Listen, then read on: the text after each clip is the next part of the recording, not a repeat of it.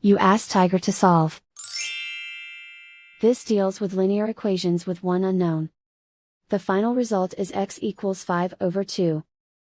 Let's solve it step by step. Group all x terms on the left side of the equation. Subtract 6x from both sides. Group like terms.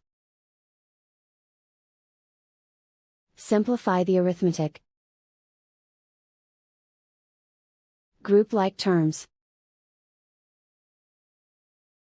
Simplify the arithmetic. Group all constants on the right side of the equation. Subtract 6 from both sides. Simplify the arithmetic.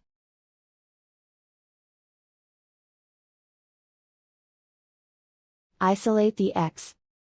Divide both sides by -4.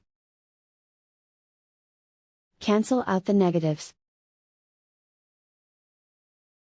Simplify the fraction. Cancel out the negatives. Find the greatest common factor of the numerator and denominator. Factor out and cancel the greatest common factor. And so the final result is x equals 5/2.